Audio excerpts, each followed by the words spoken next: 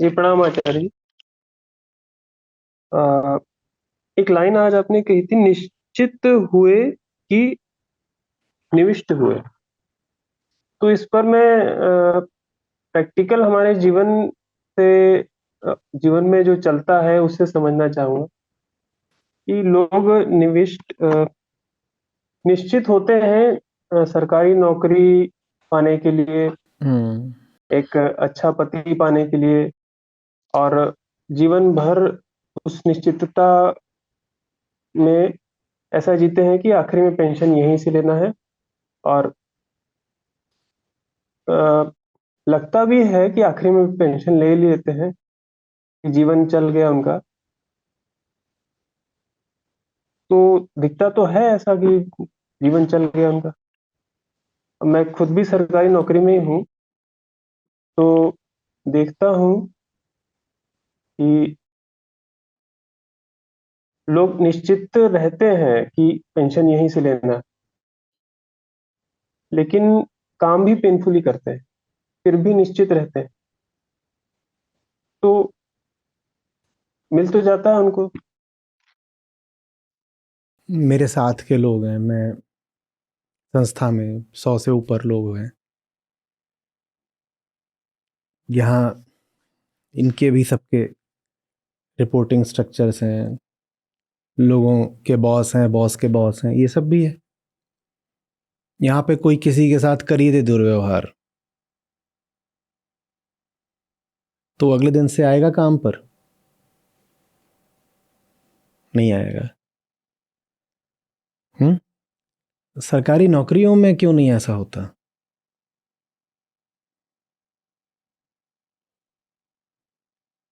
वहां तो कितना भी दुर्व्यवहार हो जाए।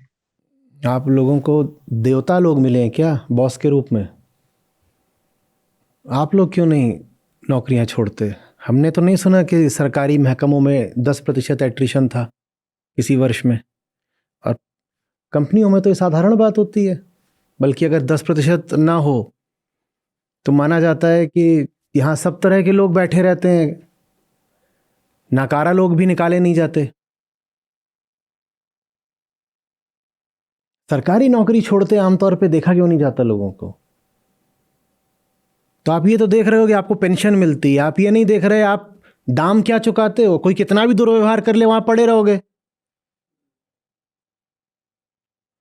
ये है दाम जो आप चुकाते हो।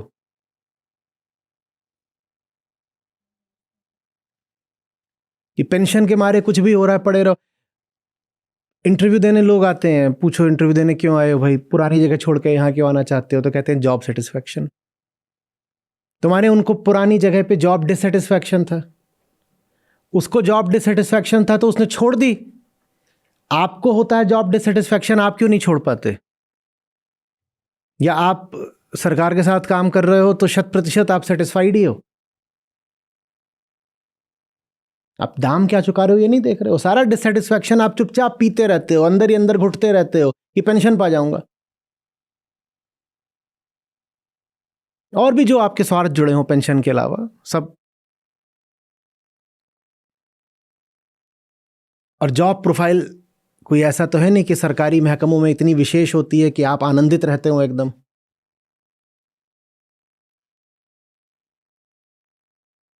कोई कलम घिस रहा है, कोई कुछ और घिस रहा है। ऐसा तो है नहीं कि आप कोई बहुत उच्च कोटि का ही काम कर रहे होते हो सरकार में। तो छोड़ क्यों नहीं देते? ये है कीमत जो आप चुकाते हो निश्चितता की। तो आपने इतना तो देखा कि जहां आपको निश्चितता दिखाई देती है, स्वार्थ कहता है चलो वहीं पे निवेश कर दो, ये तो ठीक है। कि जहां निश्चित हुए वहां निविष्ट हुए, ठीक है। कहां कुछ निश्चित लगा आदमी खट से वहां जाके निवेश कर देता है, इन्वेस्टमेंट कर देता है। उसमें और जोड़ दीजिए,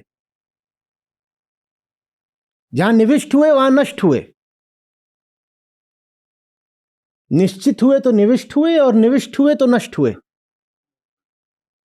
तो ये जो निश्चितता की खोज है ना, डर भरी खोज कि कुछ निश्चित हो जाए, please make things certain for me,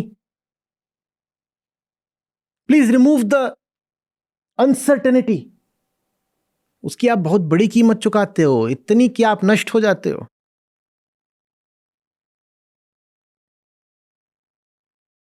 और स्वार्थ यही कहता है, कुछ पक्का पता चल गया, हाँ ठीक, पक्का पता है ना कि ये स्टॉक है, ये 20% अप्रिशिएट करेगा, हाँ जल्दी से इसमें निविष्ट हो जाओ। निविष्ट माने इन्वेस्टेड हो जाओ इसमें।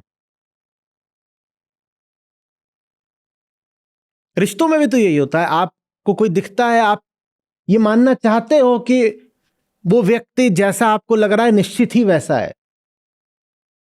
और उसको भी भरोसा यही दिलाते हो कि नहीं नहीं, शक की कोई बात ही नहीं, संदेह की कोई जरूरत नहीं, हम निश्चित रूप से जैसे दिख रहे हैं वैसे ही हैं और पूरी तरह तुम्हारे हैं। तो ये सब आप उसको निश्चितता का प्रपंच इसीलिए दिखाते हो ताकि वो आप में निविष्ट हो जाए, ताकि वो आप में इन्वेस्टमेंट कर दे। वो व्यक्ति भी स्वार्थ से भरा हुआ है, वो आप में तब तक इन्वेस्टेड नहीं होगा जब तक उसको सर्टेनिटी नहीं हो जाती। बिना सर्टेनिटी के इन्वेस्टमेंट कौन करता है? और सारी सर्टेनिटी झूठ है, धोखा है। तो जो इन्वेस्टमेंट है वो डूबेगा, इसी को मैं कह रहा हूं नष्ट हो जाओगे। सर्टेनिटी मिल नहीं सकती, लेकिन सर्टेनिटी की खोज में आप बर्बाद जरूर हो सकते हो। आप इतनी भारी कीमत चुकाओगे सर्टेनिटी के लिए कि आप बर्बाद हो जाओगे। मिलेगी वो तब भी नहीं। मतलब निश्चितता अगर कम हो रही है तो विवेक बढ़ना चाहिए साथ साथ। निश्चितता तो है ही नहीं, आप निश्चित कैसे हो सकते हो प्रकृति को लेकर? तो संयोग है, वहां अधिक से अधिक प्रोबेबिलिटीज हैं, सर्टेनिटीज नहीं है। अधिक से अधिक है, प्रोबेबिलिटी भी नहीं कह रहा हूं कि प्रोबेबिलिटी भी बिल्कुल आप डिटर्मिनिस्टिक तरीके से तय कर सकते हो कि 0.76 इतनी है ही है। हाइजेनबर्ग का एक अनसर्टेनिटी प्रिंसिपल होता है, ठीक है, एटॉमिक लेवल्स पे काम करता है। वो कहता है, वो एलिमेंट्री पार्टिकल्स के लिए होता है। वो कहता है कि आप किसी चीज को जितना निश्चित करना चाहोगे एक तरीके से, उसकी अनिश्चितता बढ़ जाएगी दूसरे तरीके से। वो कई तरीके के जोड़े होते हैं। कहते हैं उदाहरण के लिए, अगर आप उसकी लोकेशन निश्चित करना चाहोगे तो वेलोसिटी अनसर्टेन हो जाएगी। तो बताओ क्या निश्चित कर लिया तुमने?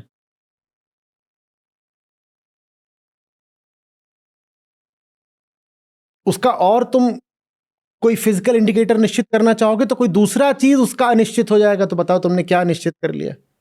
हाइजेनबर्ग अनसर्टेनिटी प्रिंसिपल बोलते हैं इसको। तो निश्चितता तो कभी मिल भी नहीं सकती ना जीवन में।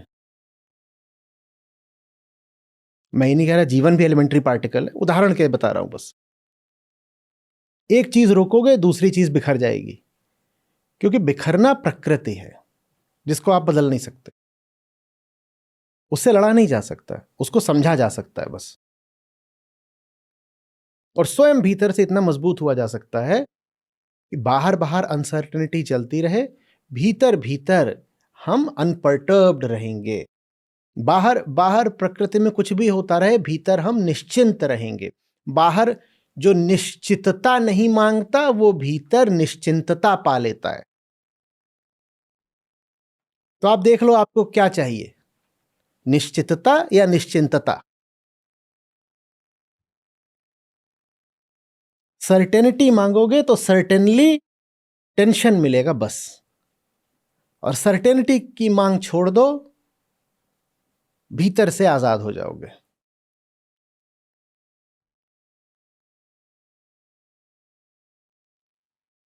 तो इसके लिए जैसा श्लोक में आपने समझाया कि अनित्य जो है ये प्रकृति, उसकी समझ अच्छी होनी चाहिए। तो दिखता है ना, नहीं दिखता? बहुत यहां बस ये, यहां भी आज भी श्लोक में बस यही कहा है, पश्य। ये नहीं कहा है कि समझ, अरे देख लो। समझने के लिए नहीं बोला, देखने के लिए बोला है कि अनित्य तो है ही। समझना क्या है इसमें? प्रकट है, प्रत्यक्ष है, ऑब्वियस है। इसमें समझना क्या है? खोपड़ा लगा के थोड़ी समझ में आएगा, आंखें खोलने समझ में आएगा।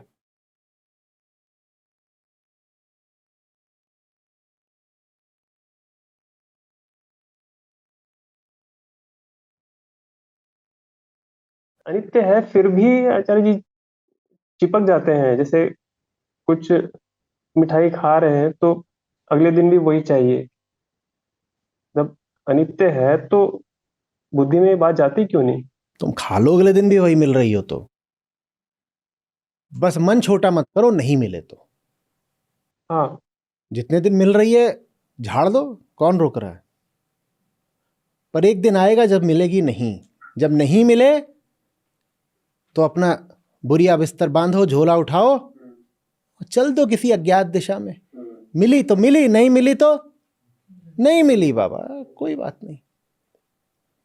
त्याग माने वस्तु का त्याग नहीं होता, त्याग माने अपेक्षा और आशा का त्याग होता है। वस्तु मिल रही है,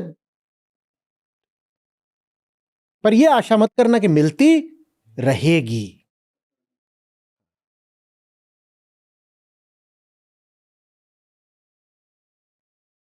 आज आ गई,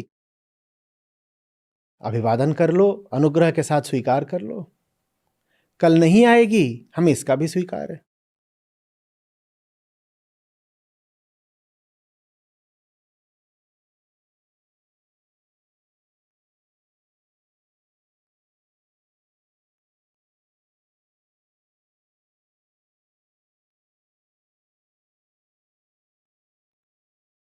धन्यवाद।